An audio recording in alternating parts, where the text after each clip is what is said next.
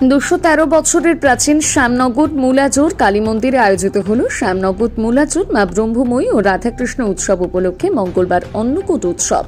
1219 সালের 31শে বৈশাখ গোপীমোহন ঠাকুরের যারা প্রতিষ্ঠিত এই মন্দিরে আয়োজিত প্রথম বর্ষ অন্নকূট উৎসবে উপস্থিত ছিলেন কয়েক হাজার ভক্ত।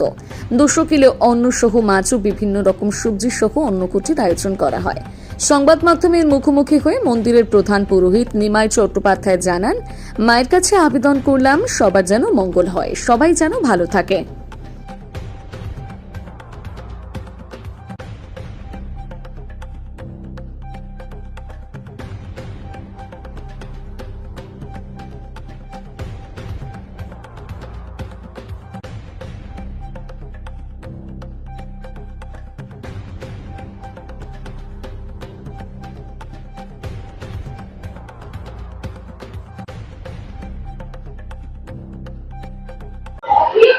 দুশো 13 বছরের প্রাচীন মন্দির আমাদের অন্নকূট উৎসব আমাদের হয়নি। এই প্রথম বছর আমি মায়ের কাছে এই অন্নকূট উৎসব শুরু করলাম।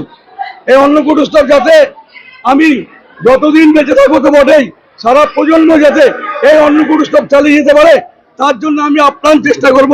সারা প্রজন্মকে আমি এটুকু বলবো, এই অন্নকূট যেন কোনোদিন বন্ধ না হয়, এই অন্নকূট যেন সারা জীবন চালানো যায়। আজকে অন্নকূটে মায়ের কাছে প্যারাডাইস দেওয়া হয়েছে, আলুর দম দেওয়া হয়েছে, চাটনি দেওয়া হয়েছে, 5 রকম ভাজা দেওয়া হয়েছে, মাছ দেওয়া হয়েছে এবং আলুর দম দেওয়া হয়েছে, দই মিষ্টি দেওয়া হয়েছে, পায়েস দেওয়া হয়েছে। হ্যাঁ, এটা আমরা আজকে আমরা 200 কিলোর অন্ন আমরা এখানে ঢেলেছি। 200 কিলো। আমি মায়ের কাছে সবার জন্য এটাই আবেদন করব, যাতে সবাই সুস্থ থাকে, যাতে সবাই ভালো থাকে এবং যাতে কারুর কোনো অমঙ্গল না হয়, সবাই যেন সুস্থভাবে জীবন যাপন করতে পারে, সবাই যেন আয় উন্নতি করতে পারে, নিজেদের জীবন যাতে কোনোভাবে অশান্তির মধ্যে না যায়, সবাই যেন মায়ের কাছে এসে এই আবেদন করে, মা আমাদের দেখো, আমরা তোমার সাথে আছি, আমি তোমাদের জন্য, তুমি আমাদের জন্য থাকো, আমরা তোমার কাছে আসবো, একটা করে পুজো দেবো এবং আশীর্বাদ চেয়ে নেবো।